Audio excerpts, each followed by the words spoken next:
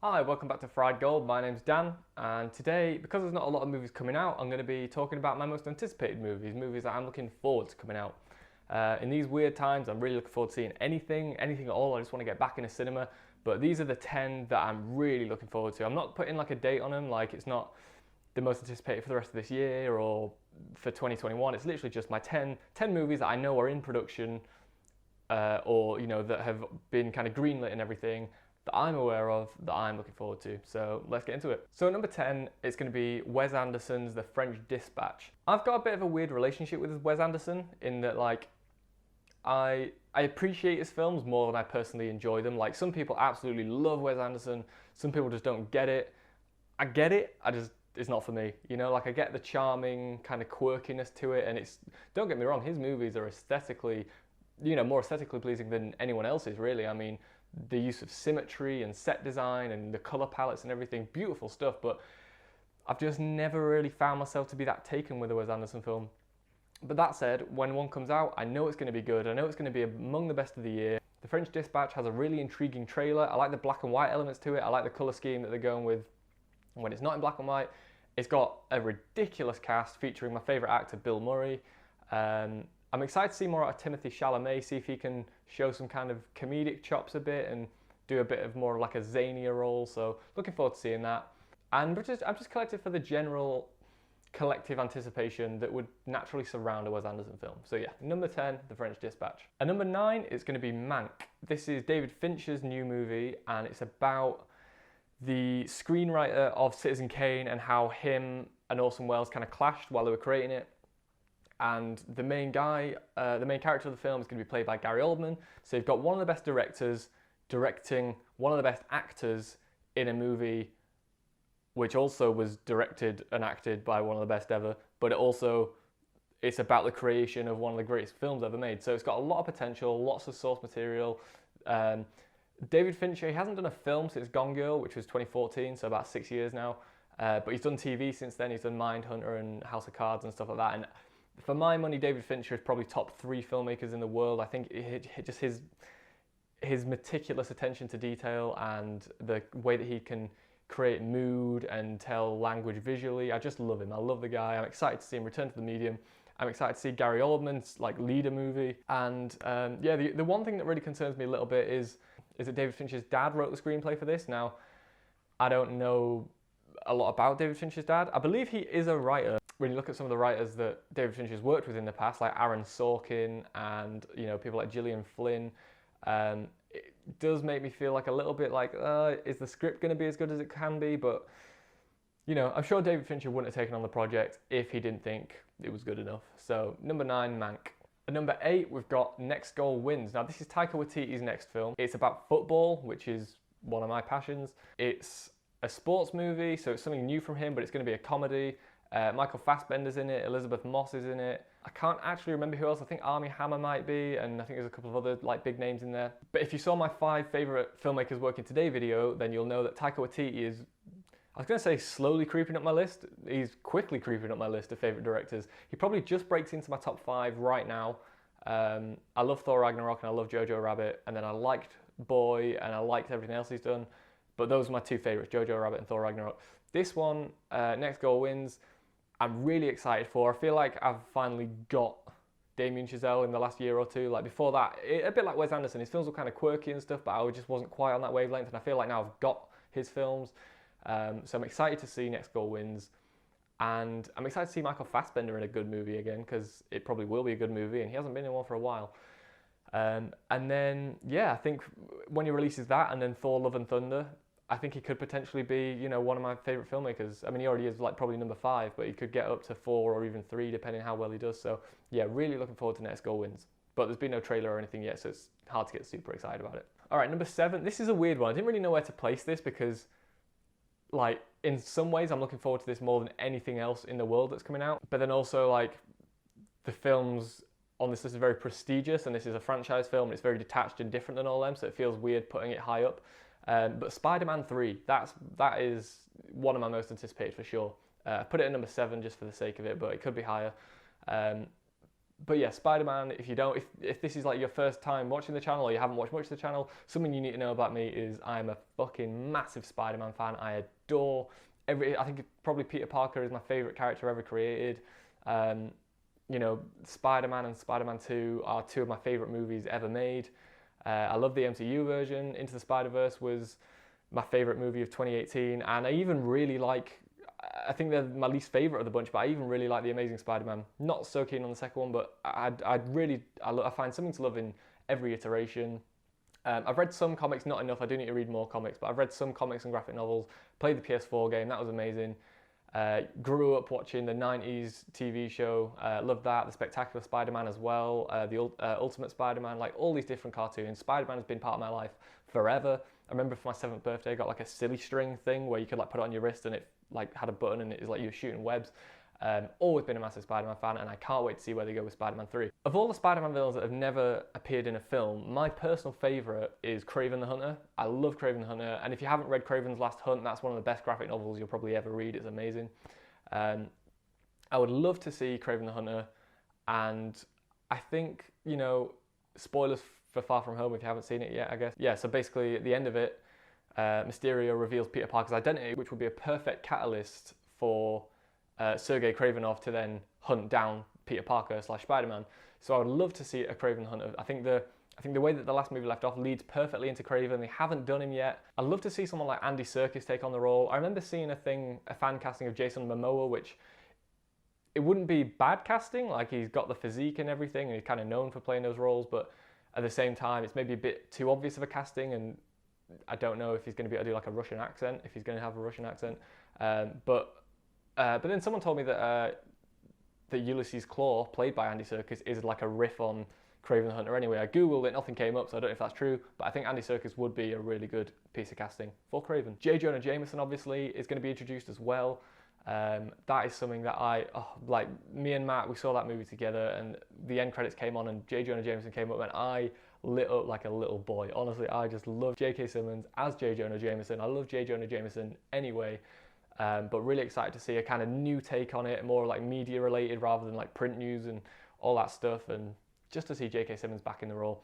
I wouldn't even be surprised if Mysterio came back. I'm sure they could figure out a way to do that. I don't know if that's the plan or not. But yeah, so not 100% sure who the villain's going to be, but I love these MCU films. They're not my favourite. I think I probably always prefer the Raimi ones. They've just got more personality and they just feel like Spider-Man to me, and I have that nostalgia for them. But I do love the MCU versions, and I can't wait to see what's next. Also, really quick, I'm just going to apologise. I don't know if you can, and I hope you can't, but if you can see my head sweating, I'm so sorry. I don't have aircon. It's like, I don't even like 30 degrees in here or something. It's boiling. At number 6, it's going to be Killers of the Flower Moon. This is one of those on-paper films, you know. It's directed by Scorsese. It's based on, I haven't read the book, but I've heard nothing but brilliant things about the book, Killers of the Flower Moon.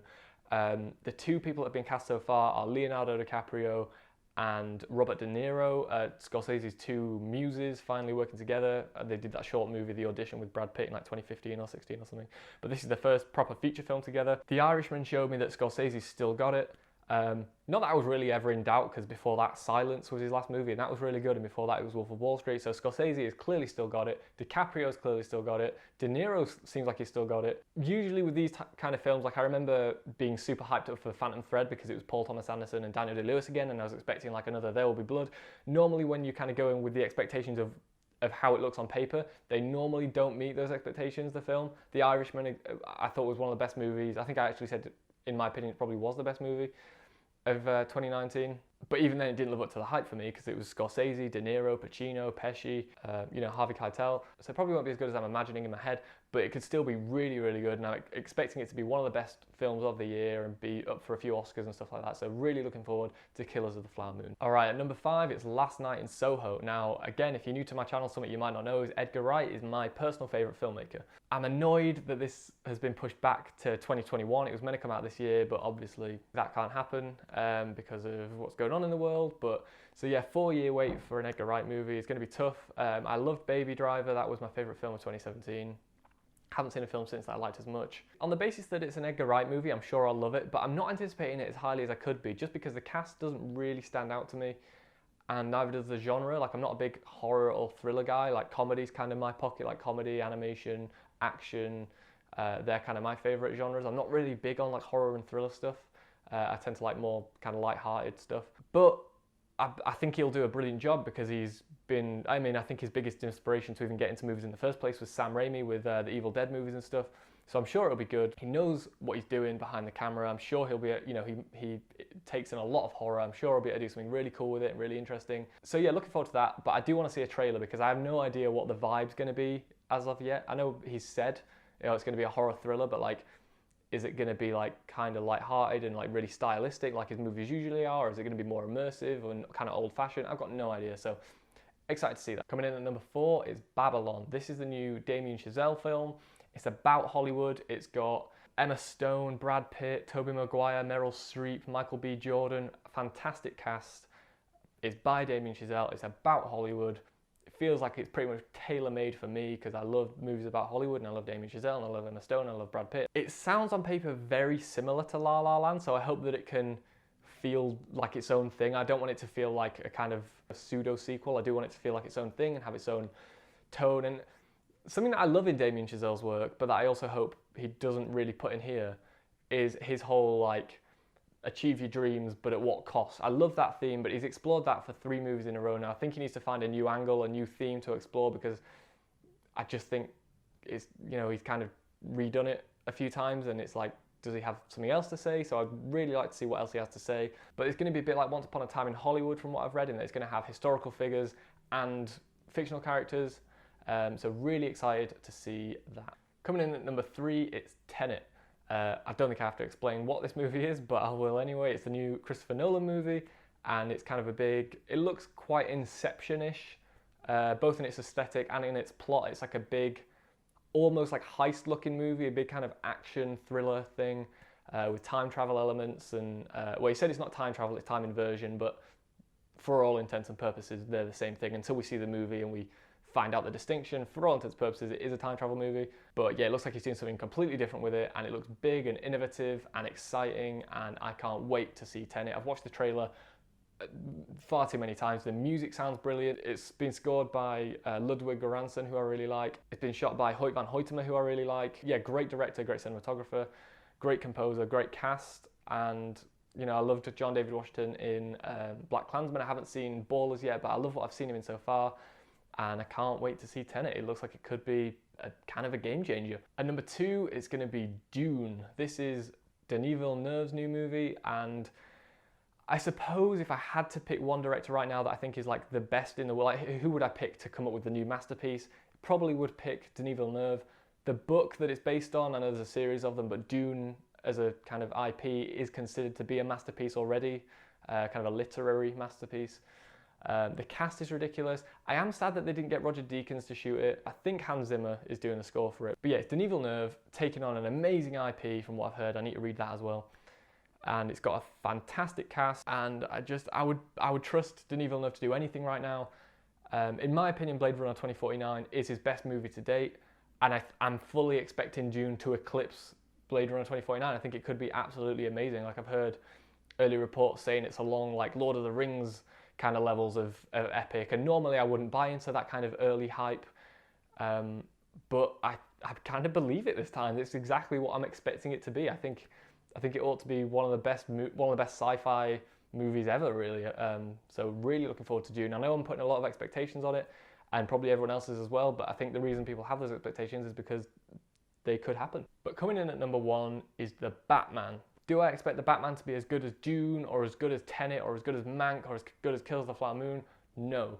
But it's been such a long time since we got a Batman film, like a straight up Batman film. I know he was obviously in Justice League and Batman vs Superman, but The Dark Knight Rises is the last true Batman film, in my opinion, where he's like the kind of just the sole star. And you know, that's quite a long time to wait. 9 years by the time it comes out. It feels like this movie's been in development forever. It has been in development forever. Robert Pattinson, I'm completely down with his casting. Not who I personally would have picked, but that's kind of why I like it. I like when someone can show me something that I couldn't think of. They've gone in like an interesting direction with this, where they've taken a pretty pristine director in Matt Reeves, who's done obviously Cloverfield and the second and third Planet of the Apes movies, which I thought were both absolutely fantastic. they're taking a cast of kind of character actors, kind of like B-list but very good B-list character actors, and they're putting them all in this movie, and the cast looks incredible. I love the director. I'm excited to see Batman again. I love that they're saying about going down the detective route, because you never see that side of things really. It's always the fighting, and I'm sure they'll be fighting in it, and car chases and stuff like that. And I'm all down to see that, but I do want to see some of that detective side. I do want to see that kind of film noir vibe from the 40s and 50s. You know, I do want to see that kind of aesthetic and that kind of story being told. So really excited to see Batman in a kind of being taken in a slightly different direction. I hope Robert Pattinson can prove everyone wrong. I'm sure he will. People who know about film, so if you're watching this channel, you'll be one of those people. People know that Robert Pattinson's a good actor. He's been in Good Time. He's been in Rover. He's been in High Life. He's been in The Lighthouse. He's given Oscar caliber performances for years now, but people still think of him as sparkly vampire man. And I think he's going to prove people wrong. He's going to lead the new Christopher Nolan movie, and then he's going to be Batman, and then he's going to be like the biggest name on earth if they do well. So yeah, really looking forward to that. I hope it's not overcrowded with villains. That is usually the issue with movies, with superhero movies. Spider-Man 3, The Amazing Spider-Man 2, Iron Man 3, there are more. But I think they'll be able to moderate it, because I just trust the people in charge. So yeah, really big Batman fan. It's been such a long time since I've been like truly happy with a Batman movie, so really looking forward to this, and looking forward to the new interesting direction that they take. So those are my 10 anticipated movies. Thanks for watching this. Don't forget to hit the notification bell if you haven't already. Don't forget to subscribe or like if you haven't already. Share it with your friends if you want. We are trying to grow this channel, but I'm also aware that you don't fucking have to do any of that. But yeah, thank you for watching this. I hope you stick around. I've got some pretty cool videos coming out. We've got some big things changing with the channel, which I'll probably clue you in to soon. Take it easy, and thanks for watching.